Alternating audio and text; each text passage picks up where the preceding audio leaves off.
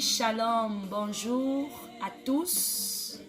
Dans le nom puissant de Jésus-Christ, je vous salue chaleureusement. Je salue de ce fait l'apôtre Jean d'Or du côté de Lac Joe à Banjul, à la centrale énergétique. Je vais passer mes salutations à la marraine Manuel Upsa. Je vais saluer tous les membres et sympathisants du silo. Je vais saluer tous les chrétiens du monde entier. Même ceux-là qui ne connaissent pas Dieu, je les salue. Et ceux qui cherchent à le connaître et n'ont pas encore trouvé, je les salue. Et souhaite qu'ils puissent le retrouver au travers de la puissance divine.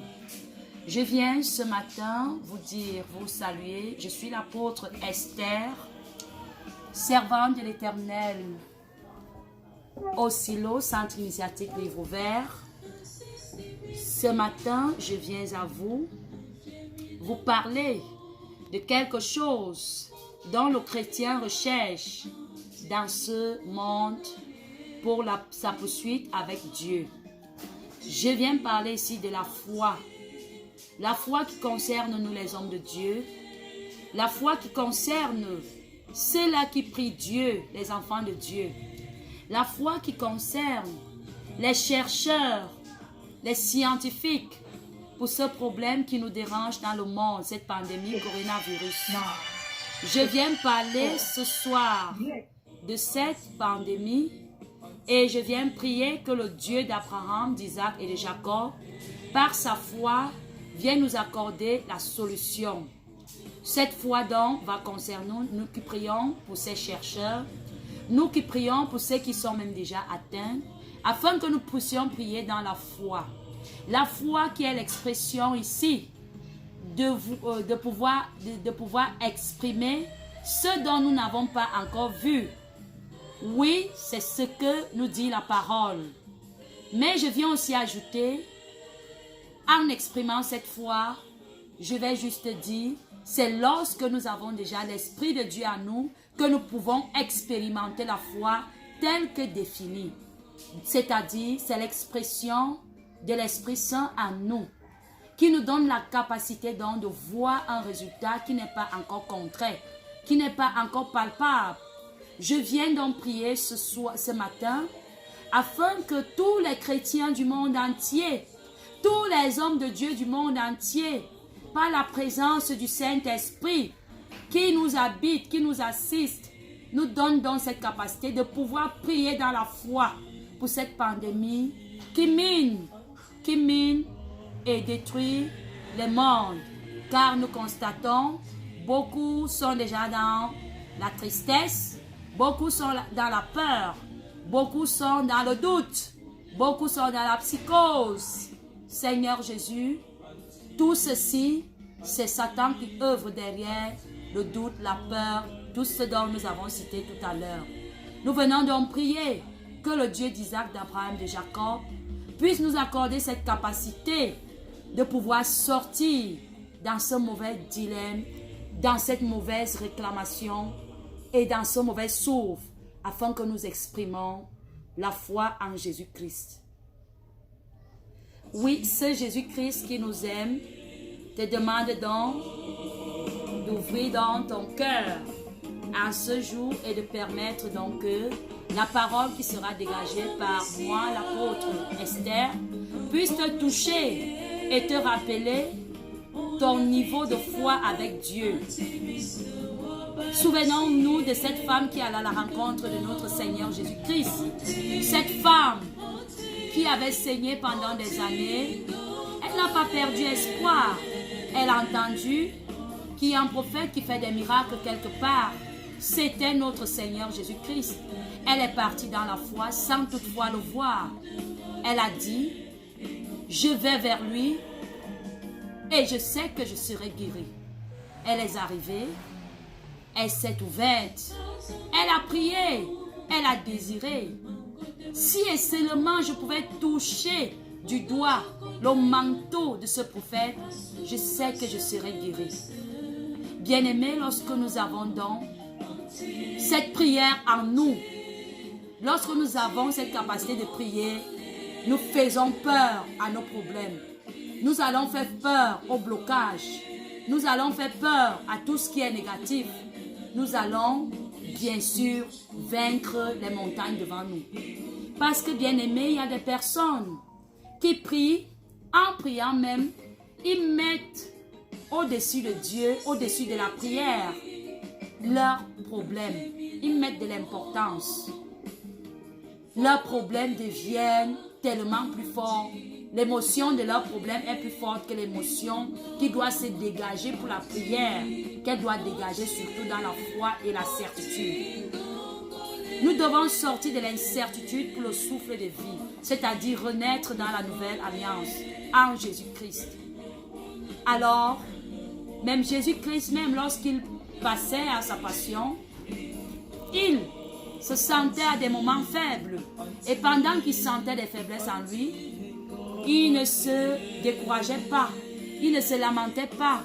Il avait un secret bien-aimé, c'était celui de se retirer pour aller prier son Père. Et on voit, il entrait dans son esprit, dans sa chambre, comme on a l'habitude de dire. Ici, il ne s'agit pas d'une chambre ordinaire. Il s'agit de notre esprit, c'est-à-dire en ce moment où nous allons prier notre Dieu, pendant que nous sommes faibles à une situation, à cette situation de la pandémie par exemple, nous devons faire taire la chair, c'est-à-dire faire mourir la colère, faire mourir la peur, faire mourir toutes ces émotions négatives et permettre à ce que seule l'émotion positive qui est autre que la foi, qui n'est autre que la certitude, soit au-dessus du problème dont nous faisons face. En ce moment, nous serons en contact avec la fougère céleste. Nous serons en contact avec Dieu le Père, Dieu d'Isaac, Dieu de Jacob, qui permettra donc en ce moment que nous puissions poser notre doléance, notre problème qui nous a permis de prier. Et en ce moment, lorsque nous posons, nous nous sentons remplis. On dit Seigneur Jésus-Christ, ce qui, même dans les films, lorsque nous voyons la Passion, il était toujours assisté par un ange pendant qu'il priait. Il a reçu la visite de l'ange qui l'a rempli. Et la suite, c'était quoi? Il est devenu fort. Il était dans la certitude pour continuer sa mission. Toi aussi, bien-aimé, lorsque tu es faible, lorsque nous vivons dans cette pandémie, lorsque tu es à l'hôpital, tu es malade, ne perds pas espoir. La main frissure de notre Seigneur Jésus-Christ, cette main de guérison est dans le monde. Dans la miséricorde, nous visite pour accorder à tout un chacun la restauration selon le problème qui mine en nous.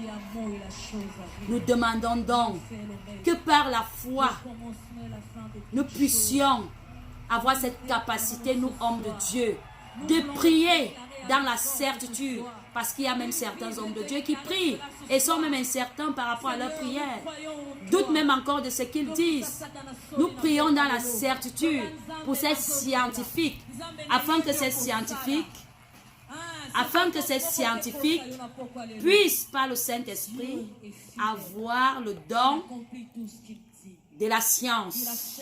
C'est vrai, ils sont des potentiels au départ, mais que la présence du Saint-Esprit les recouvre afin que dans ces recherches, seul le Saint-Esprit soit en œuvre pour les révéler le secret, pour les révéler la solution cachée, parce que c'est Dieu seul qui détient. Nous prions donc que ces scientifiques par la science puissent avoir ce don de la science, le don de la connaissance, le don de la sagesse, le don de l'intelligence, par le Saint-Esprit, que tout soit assisté afin d'avoir la solution à ce qui nous dérange. Nous ne prions pas seulement pour le coronavirus, nous prions pour toute autre maladie qui dérange le monde. Ebola, nous avons le VIH, nous avons même des maladies spirituelles.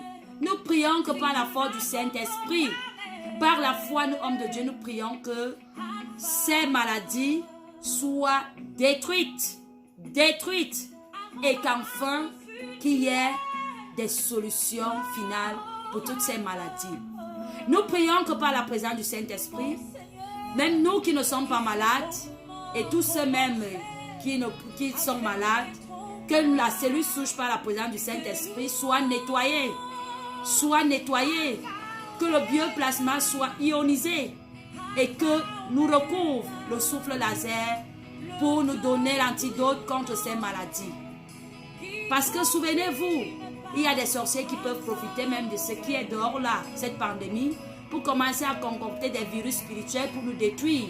Mais la lumière de Dieu qui s'est dégagée à nous ce matin, en tant qu'apôtre de Jésus-Christ, je prie que tous nous recevons dans la grâce cette auréole de protection contre ces flèches mystiques en maladie satanique, même en maladie physique. Alors, pour des maladies physiques et spirituelles, nous demandons, la Bible dit, obéissons aux autorités. Tout ce que les autorités ont donné comme recommandation, le port des masques, il faut le respecter. Lavage des mains, il faut respecter. L'écart des associations et autres à 1 mètre, il faut respecter. Parce que Dieu marche avec la discipline. Ne soyons pas ceux-là qui prient, disons, Seigneur Jésus va nous protéger contre la maladie et ne respectons pas les règles. Nous prions que l'esprit de discipline nous habite, afin que dans cet esprit de discipline, nous puissions mettre en pratique tout ce qui a été donné comme recommandation. Dans ces mouvances, Dieu nous protège. Dieu est un Dieu de discipline. Dieu est le Dieu des autorités même qui donne ces recommandations. Que nous soyons donc tous protégés et que nous ne disons pas « Ah, non ». Je prie donc en ton nom, Seigneur Jésus-Christ, toi qui es le Dieu d'Abraham, d'Isaac et de Jacob. Je prie que tous ceux qui sont malades, que ce soit dans les hôpitaux, que ce soit dans la maison et n'ont même pas d'argent pour se rendre à l'hôpital, je prie que par ta sainte main de guérison, la main qui a reçu la marque des clous, qui se dégage de ta marque des clous, une onction spéciale de guérison, une onction spéciale de restauration, que tous au niveau de leurs cellules souches soient nettoyés, que tous au niveau de leur bioplasma soient restaurés et que l'onction de la guérison soit, que ce soit la maladie mystique ou physique, je prie que la guérison soit. Et tous les docteurs du monde entier, les médecins, je prie que ton Saint-Esprit les assiste par son don de la connaissance, son don de la science, par son don de la sagesse et d'intelligence, par son don de révélation, que ces médecins soient assistés et que cette pandémie, par le nom tout puissant de Jésus-Christ, nous soyons libérés. Nous te remercions même, Seigneur Jésus, parce que le confinement, en quelque sorte, fut quelque chose de spécial pour nous. Parce que beaucoup ne parvenaient pas à laver les mains, nous en avons déjà les mains. Beaucoup ne prenaient pas les précautions, nous prenons déjà des précautions. Beaucoup pensaient qu'elles ne pouvaient plus vivre. Nous allons vivre. Dans ce confinement, beaucoup n'étaient pas concentrés à te prier, mais sur place, l'ennui les conduit à te prier. Tous ceux qui étaient dans le désespoir, tous ceux qui ne te connaissaient pas, te connaissent à cause de ce confinement. Nous te prions donc, Seigneur Jésus, par cet alibi confinement, nous prions que ce confinement devienne des retraites spirituelles pour nous, afin que nous puissions être mieux concentrés pour la prière pour nos affaires, que nous puissions même nous reposer pour ceux qui travaillaient beaucoup et qui en manquaient de repos, car tout ce que tu fais est bon. Tout ce que tu fais est bon. Tu es l'alpha, tu es l'oméga, tu es le Dieu du début et de la fin de toutes choses. Dans le yin et le yang, tu agis et tu donnes à ce que nous soyons illuminés et surtout que le globe terrestre soit touché, soit touché, soit touché, soit touché, soit touché, soit touché. Merci et Amen.